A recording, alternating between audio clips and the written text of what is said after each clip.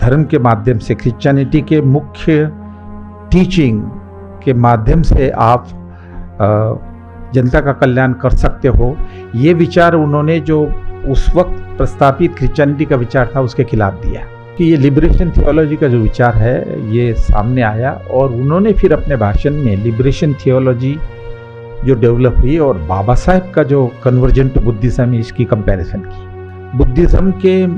Buddhism के जो तत्वज्ञान है उसी में लिबरेशन इन्वॉल्व है। जो बाबा साहेब ने बुद्धा एंड हिज धम्मा में लिखा है या काठमांडू के लेक्चर में जो साफ किया है, जब बाबा साहेब अपनी तुलना मोजेस के साथ करते थे, to search for that dream land for the untouchable and Jews for Jews. Doctor Baba Saheb Ambedkar और मोजेस के साथ जो तुलना की है कि दोनों ने अपनी जनता को, अपने कम्युनिटी को एलिवेट करने के लिए, उनका उत्थान करने के लिए कोशिश की है। बाबा साहेब ने जो एनिहिलेशन ऑफ कास्ट में कहा, जो उन्होंने कोट किया कि यदि कास्ट को आपको रिमूव करना है तो जिस कास्ट का आधार धर्मशास्त्र में है उस धर्मशास्त्र को आपको बदलना होगा।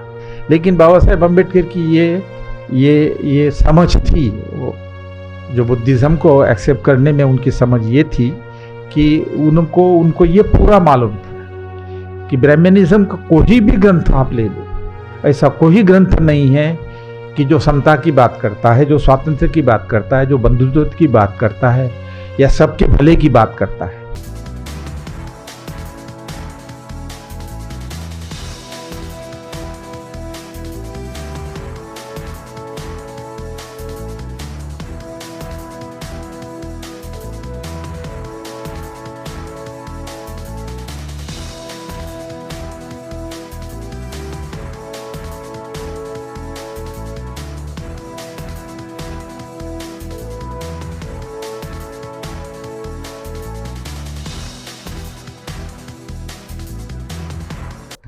सबको जय भीम।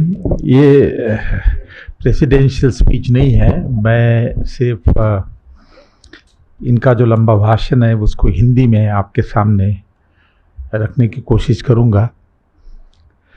तो इसलिए कुछ मुद्दे मैं सभी मुद्दे कवर नहीं कर पाऊँगा, लेकिन जो सेंट्रल मैसेज है उनके भाषण की वो आपके सामने रखूँगा और कुछ चीज़ों का फिर इंटरप्रिटेशन भी करूँगा। इन्होंने शुरुआत की अपने भाषण की कि दुनिया में हर एक सोसाइटी में ऐसी कम्युनिटीज़ है जो सफ़र करती है। उन्होंने उसका एग्जाम्पल जू से शुरुआत किया। बर्मा प्रदेश में रोहिंग्याज, अफ्रीका में ब्लैक्स, श्रीलंका में जो मुस्लिम कम्युनिटी का एक्सप्लॉयटेशन हुआ, रोमनी कैथोलिक चर्च ने जो डिस्क्रिमिनेशन किया, ये बहुत सारे एग्जाम्पल उन्होंने दिए जिसमें डिफरेंट कम्युनिटीज़ का डिस्क्रिमिनेशन रहा, आइसोलेशन रहा, एक्सप्लॉयटेशन रहा। और दूसरा मुद्दा जो उन्होंने सामने रखा वो ये है कि अनफॉर्चुनेटली जो धर्म उस कम्युनिटी में था या देश में था,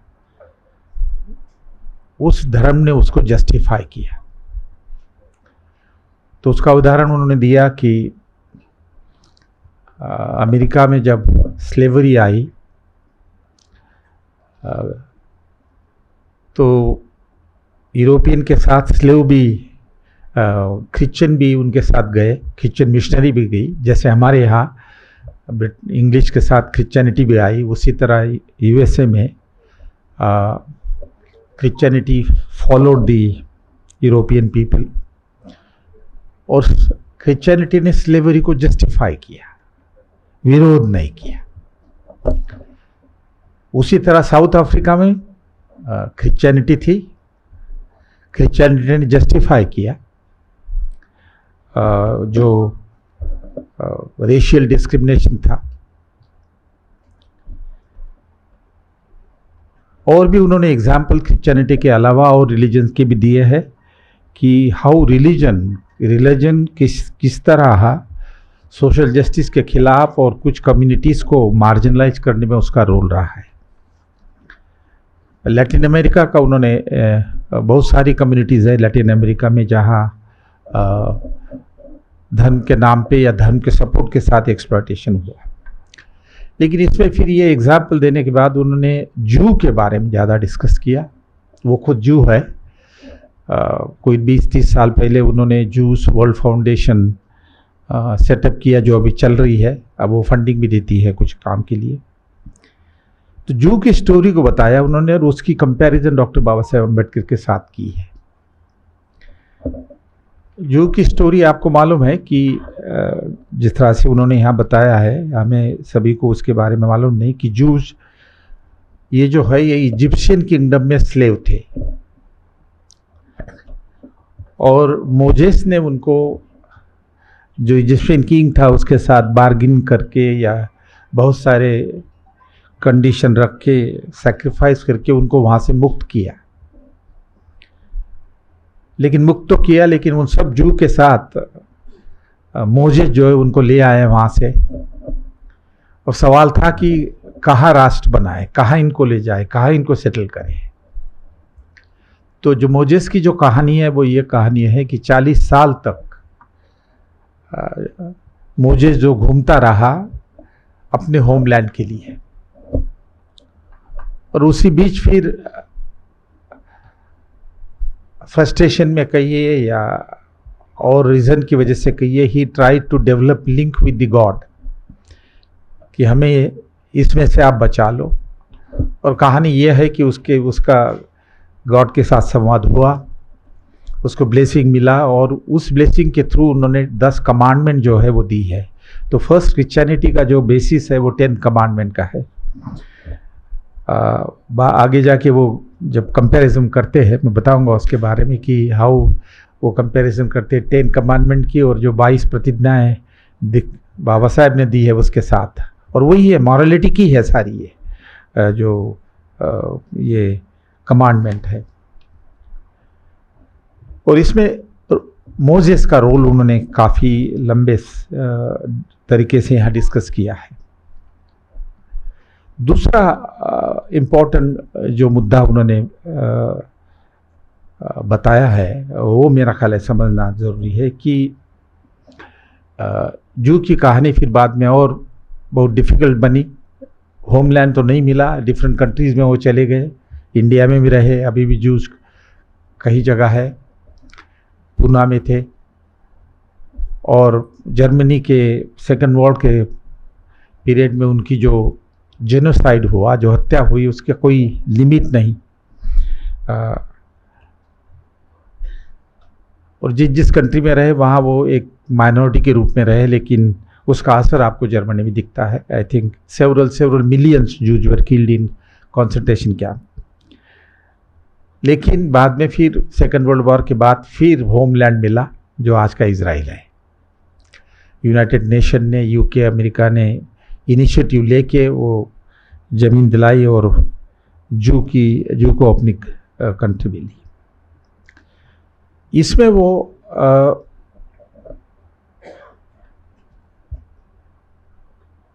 रिलीजन का जो पॉजिटिव रोल है उसका वो हिस्सा बाद में लाते हैं हमारे सामने और मेरा ख्याल है वो बहुत इम्पॉर्टेंट है। लैटिन अमेरिका में एक विचार आया, एक सिद्धांत आया और क्रिश्चियन प्रीस्ट के थ्रू आया कि लैटिन अमेरिका में जो इतना एक्सप्लॉयटेशन था और अभी भी काफ़ी हद तक है और उसके सपोर्टिव क्रिश्चियनिटी भी थी। तो उसमें एक सेक्शन ऑफ द प्रीस्ट उन्होंने रिवोल्ट किया और उन्होंने कहा कि क्रिश्चियनिटी इस तरह के एक्सप्लॉयटेशन को सपोर्ट नहीं करती।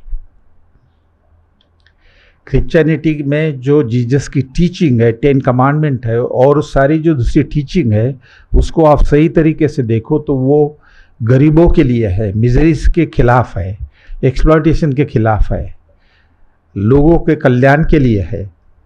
लिबरेशन के लिए है, ये विचार उन्होंने रखा।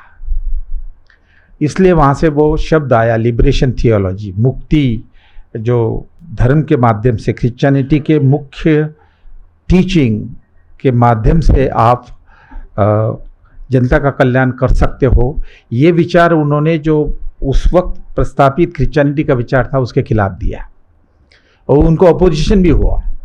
5-6 प्रीस्ट थे, वो बड़े स्ट्रांग प्रीस्ट थे। उनको ब्राज़ील में भी विरोध हुआ, और सबसे बड़ी बात है कि रोमन कैथोलिक चर्च जो है इटली में, उन्होंने विरोध किया। और जब उन्होंने एक प्रीस्ट को अपॉइंट किया, प्रीस्ट को डिफरेंट कंट्रीज में अपॉइंट करने का अधिकार पोप को था, तो ये जब मूवमेंट, रिवोल्ट की मूवमेंट आई, तो उन्होंने ऐसे बिशप को वहाँ अपॉइंट किया जो कंजर्वेटिव था। इम्पॉर्टेंट बात यह है कि धर्म का, क्रिश्चियनिटी में ऐसे विचार है जो गरीबों के लिए है, एक्सप्लॉयटेशन के खिलाफ है, और क्रिश्चियनिटी के विचार और उनका धर्मशास्त्र लिबरेशन के लिए किया जा सकता है, ये विचार उन्होंने पहली बार लाया। और उसके बाद ये विचार काफ़ी एक्सपांड हो गया। एक लिबरेशन थियोलॉजी के नाम पे अब तो कोर्सेज भी है। साइमन लॉरेंस जो है वो ब्रांडाइज यूनिवर्सिटी में ये कोर्स पढ़ाते हैं। इसमें थोड़ा सा मैं डेविएट करके ये भी बताऊँ, उन्होंने बताया नहीं, लेकिन उसका बैकग्राउंड यह है कि जू के डिस्क्रिमिनेशन के बारे में है। वो यह है कि हार्वर्ड यूनिवर्सिटी जो यूएसए में है, बॉस्टन में, बहुत पुरानी यूनिवर्सिटी है। उसमें जब एडमिशन कॉम्पिटिटिव बेसिस पे होती थी तो 50 to 67% जू के लड़के को एडमिशन मिलती थी मेरिट के बेसिस के ऊपर। और ये इंग्लिश लोगों ने हार्वर्ड बनाई, और ये उनको अच्छा नहीं लगा। तो कुछ सालों के बाद उन्होंने कोटा तय किया कि भाई ओनली 10% जो है, ये 50-60% जू यदि क्वालिफाई होते, लेकिन हम अब 10% लेंगे। और उसके चलते फिर वो उसका काफ़ी रेजिस्टेंस हुआ जूज में कि ये क्या करे। तो तब कुछ जू जो परमानेंट जू थे वो इकट्ठा आए। उन्होंने सोचा कि इसी शहर में, इसी बॉस्टन की सिटी में, उसके बगल में एक शहर है वॉल्थेम, उसमें हम यूनिवर्सिटी खोलेंगे। तो उन्होंने ये जो ब्रांडाइज यूनिवर्सिटी है, वो उसका बैकग्राउंड वो खोलने का ये है। और जब ये बनी तो इसमें one of the signatories and founder is also Einstein was a जू।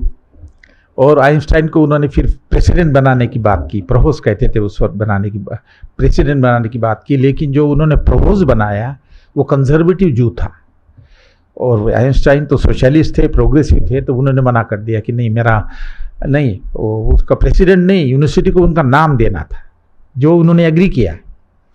लेकिन ये जो कंजर्वेटिव प्रोहोस लाने की वजह से उन्होंने मना कर दिया। तो जो ब्रांडाइज यूनिवर्सिटी में है उसकी हिस्ट्री है वो ये है। और उस हिस्ट्री को साइमन लॉरेंस ने भी काफ़ी नया डायमेंशन दिया है कि सब माइनॉरिटीज़ को, मार्जिनलाइज ग्रुप्स को इसमें इक्वल शेयर मिलना चाहिए। जू की तरह और जो एक्सप्लॉइटेड होने वाले लोग हैं वो उनको भी यहाँ स्पेस होनी चाहिए।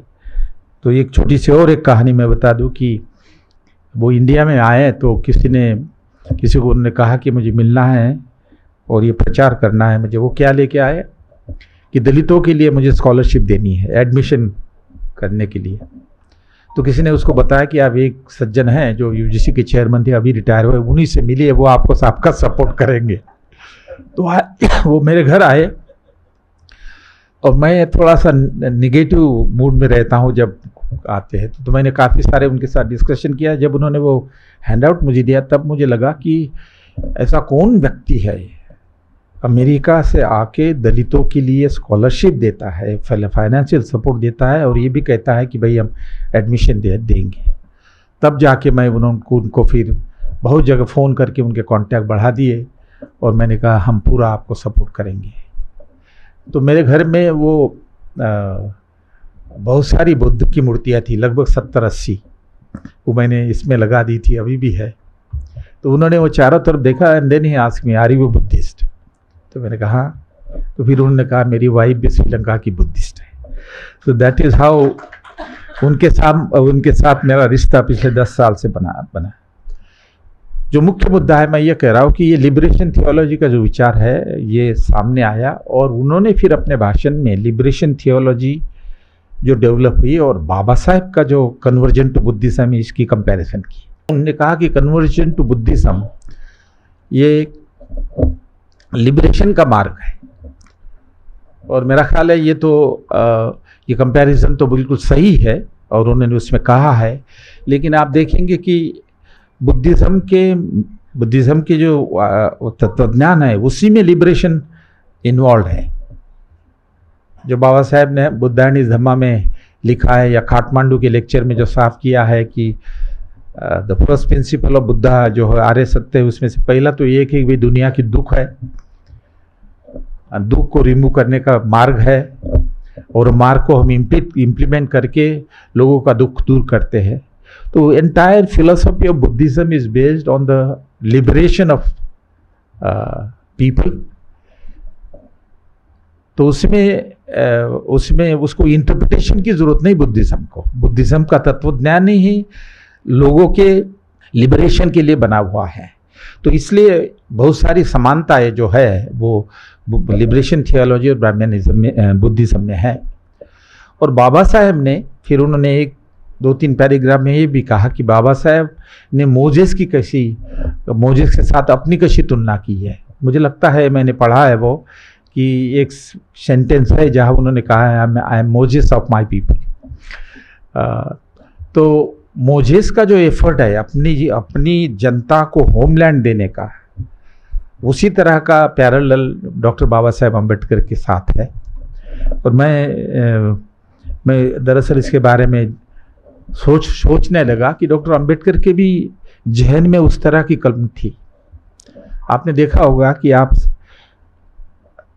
जितने भी मेमोरेंडम डॉक्टर अम्बेडकर ने, बाबा साहेब ने ब्रिटिशर को दिए हैं, 1919, 1929 राउंड टेबल कॉन्फ्रेंस, और फिर independent labour party, schedule caste federation, और यहाँ तक कि रिपब्लिकन पार्टी भी, उन्होंने वहाँ ये कहा है कि दलितों को ज़मीन देनी चाहिए, कल्टिवेबल वेस्टलैंड देनी चाहिए, ताकि वो कल्टिवेट करे कलेक्टिवली, और वो ज़मीन गांव के बाहर हो और वहाँ दलितों की बस्ती हो, सेपरेट सेटलमेंट हो। उन्होंने वर्ड जो इस्तेमाल किया है वो किया विलेजेस, सेपरेट विलेजेस।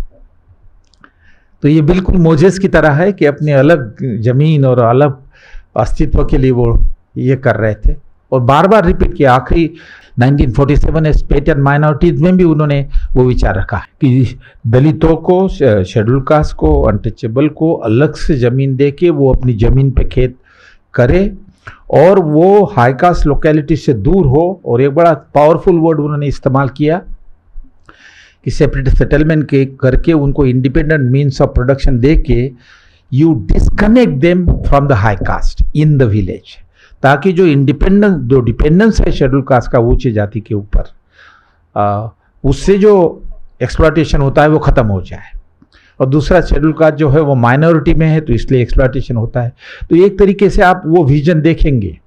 उन्होंने एग्जाम्पल म्यांमार का भी लिया और साउथ अफ्रीका भी लिया। साउथ अफ्रीका की एक कम्युनिटी है बुंटे, इनको अलग से सेटलमेंट दे के वो सेटल किया हुआ है। तो उनके दिमाग में भी वो संकल्पना है, जब बाबा साहब अपनी तुलना मोजेस के साथ करते थे, to search for that dream land for the untouchable and Jews for जूज।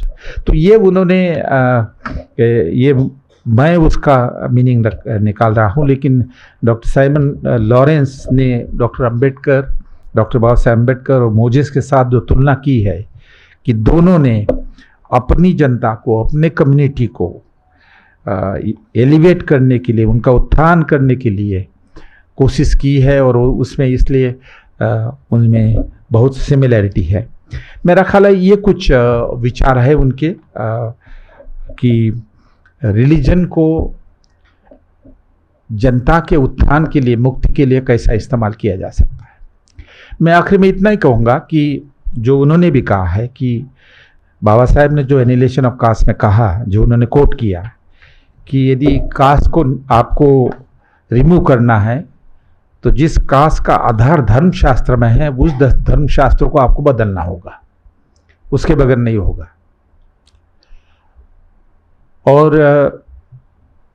उन्होंने रिक्वेस्ट भी की हिंदू को, सजेस्ट भी किया एनिहिलेशन ऑफ कास्ट में कि ऐसा करो, हम सारे ग्रंथ इंडिया में जो जितने भी धर्म है या जो विचार इकट्ठा करके ये किताब बनाए हैं और उसमें ऐसे प्रिंसिपल हम लेट डाउन करें जिसके बेसिस के लोग अपने आप कैसे बिहेव करें, एक दूसरे के साथ कैसे बिहेव करें, इक्वेलिटी, फ्रेटर्निटी और लिबर्टी के साथ। लेकिन सुना नहीं किसी ने।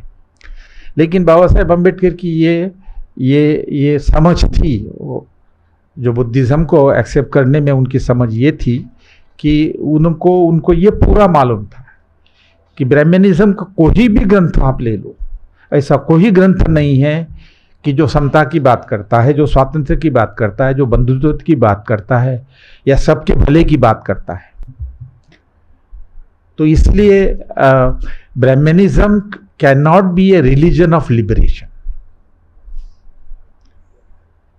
मैं इसके पहले भी आपको कहा है कि मैं रिलीजियस फिलोसॉफी में नहीं जाऊंगा, लेकिन डॉक्टर बाबा साहेब अम्बेडकर ने क्या किया, ढूंढने की कोशिश की ब्राह्मणिक लिटरेचर में कि कहीं तो भी समता का विचार है जिसके बेसिस के ऊपर कुछ किया जा सकता है ब्राह्मणिकल आइडियोलॉजी के माध्यम से। तो आप रिडल ऑफ हिंदुइज्म जो उनका वॉल्यूम 4 है उसमें आखिरी अपेंडिक्स है, वो जरूर पढ़िए। उन्होंने क्या किया है कि जितने भी ग्रंथ है ब्राह्मणिकल रिलीजन के, उस सब ग्रंथों को एक ग्रंथ को लिया, 3 वेदा को लिया, उपनिषदा को लिया, 18 पुराणा को लिया, फिर सारी स्मृति को लिया, मनुस्मृति, नारद स्मृति, विष्णु स्मृति, बहुत सारी स्मृतियाँ है, फिर रामायण लिया, फिर महाभारत लिया और फिर गीता ले लिया और देखा कि कोई ऐसा रिलीजियस टेस्ट है जो जाति के विरुद्ध में है और समता और फ्रीडम की बात करता है। तो उन्होंने क्या किया है उसमें, इसलिए मैं कह रहा हूँ आप पढ़िए कि हर एक शास्त्र में कोई विश्वास उनके ऊपर न करेगा, इसलिए हर एक टेस्ट से उन्होंने कोटेशन दिया।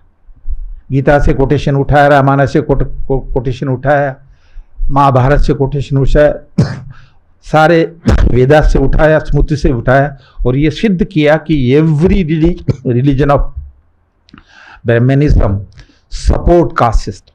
तो इसलिए ब्राह्मणिज्म की जो सोशल आइडियोलॉजी है वो injustice, inequality, restriction on freedom, anti social attitude, इस पे आधारित है। इसलिए इसके बेसिस के ऊपर आप नए समाज का निर्माण नहीं कर सकते, मुक्ति नहीं कर सकते। चलिए फिर उन्होंने बुद्धिज्म को स्वीकारा, कन्विंस हुए। तो मेरा ख्याल है ये बाबा साहेब का विचार जो उन्होंने रखा है, तो ये बहुत ही इम्पोर्टेंट मुद्दे, कुछ नए मुद्दे उन्होंने आपके सामने रखे, हमारे सामने रखे। Thank you Lawrence Simon. I have tried to translate as much as I could.